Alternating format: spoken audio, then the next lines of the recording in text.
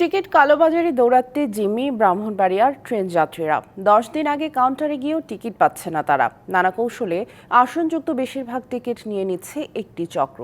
অনলাইনেও চলে এই জালিয়াতি। পরে স্টেশন চত্বরে প্রকাশ্যে বাড়তি দামে বিক্রি করে টিকিট। ব্রাহ্মণবাড়িয়া থেকে ঢাকার 145 টাকা মূল্যের একটি টিকিট বিক্রি হয় 350 থেকে 450 টাকায়। পূর্বাঞ্চলের জন্য গুরুত্বপূর্ণ ব্রাহ্মণবাড়িয়া রেলওয়ে স্টেশন। এই পথ দিয়ে আন্তনগর ও মেল ট্রেন সহ অন্তত 14 জোড়া ট্রেন চলাচল করে। এই স্টেশনের জন্য আসনযুক্ত টিকিট বরাদ্দ প্রায় 900, তবে আসনের তুলনায় যাত্রী সংখ্যা থাকে কয়েক গুণ বেশি। চাহিদাকে কাজে লাগিয়ে স্থানীয় একটি প্রভাবশালী চক্র দীর্ঘদিন ধরে চালিয়ে যাচ্ছে টিকিট কালোবাজারি। অনলাইনে টিকিট চালু থাকলেও কৌশলে হাতিয়ে নিচ্ছে বেশিরভাগ টিকিট। স্বজনদের জাতীয় পরিচয়পত্র দিয়ে তৈরি করে যাত্রী আইডি, পরে মুহূর্তেই লুফে নেয় আসনযুক্ত টিকিট।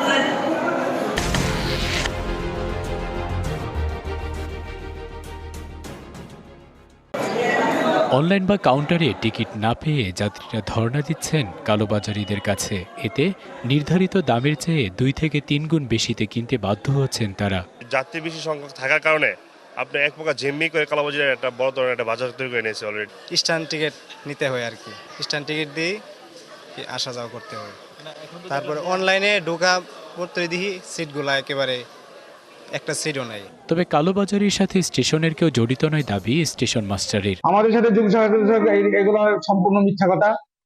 আমাদের সাথে কোনো যোগ সাধ্য নাই, কারণ টিকিট সব 100% অনলাইন টিকিট। কালোবাজারিদের ধরতে আইনানুগ ব্যবস্থা নেওয়া হচ্ছে বলে জানিয়েছে প্রশাসন। অভিযানগুলো চলছে। একটাই বড় কারণ হচ্ছে কি যে চিটাং থেকে আসে তো অনেকগুলো স্টেশন ব্রাহ্মণবাড়িয়ার কাছে, তো দেখা যায় ওই এখানে যাওয়ার সময় টিকিট খালি থাকে না। সলভের জন্য সর্বোচ্চ লেভেলের চেষ্টা করা হচ্ছে। কালোবাজারির দৌরাত্ম্য বন্ধে কার্যকরী পদক্ষেপ নিয়ে নির্ধারিত মূল্যে টিকিট কেটে গন্তব্যে যেতে চান ভোগান্তির শিকার হাজারো যাত্রী।